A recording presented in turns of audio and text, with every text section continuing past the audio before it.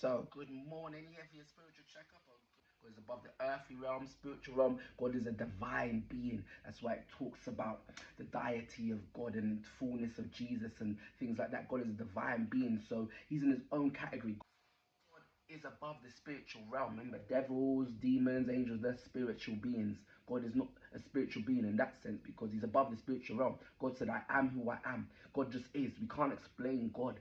And when we understand that, then we can understand when the Bible is written with certain words, it's using like anthropomorphism, trying to give God human attributes so we can relate to him and understand him as best as we can. So when it's using things like idioms and metaphors and figurative language, like we discussed, the hand of God, the eyes of God, the throne of God, we understand God doesn't have a literal throne because he's invisible, he's not bound to locations, you can't sit on a throne.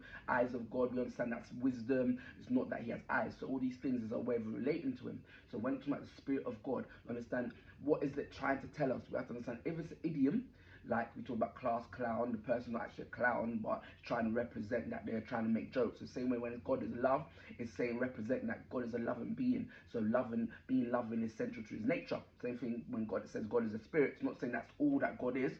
It's trying to say the fact that spiritual things are central to his nature. So when we're worshiping God as truth and spirit, to understand that it's not looking at the physical, because even then it was talking about her, the Samaritan woman should go to the temple to worship. She doesn't need to go to the temple. So it's about not looking at outward stuff. It's about God knowing the inward parts of a man's heart that you should focus on. Look up to the heavens, look up on things beyond this earth and lay up your treasures. So if God is spiritual, the more we grow spiritually, the more we grow more to connect with God, the more we can think about if his spiritual, his rewards are spiritual. We need to focus on those heaven rewards and things. So when it comes to the spirit of fear, where it says God has not given us a spirit of fear but of power and love and sound mind, and we can't understand all power and love and sound mind as separate spiritual entities. So fear is not entity in that sense, because we know fear is a natural human thing that can stop you from like jumping off a building. It's a good thing that can make you know that you might harm yourself. And then we've got the spirit fear of the Lord, which is a godly fear. So when we're talking about fear, spirit of fear here, it's more understand the context, because Timothy here was actually overseer and he had a big job to do. So Paul was telling him to stir up the gifts.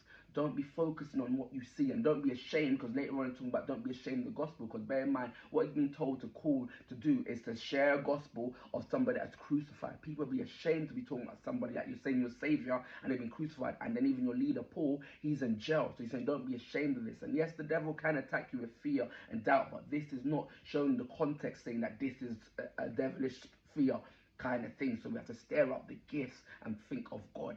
Do not be timid. Understand the boldness. Know what God has given you. Know that you are strong.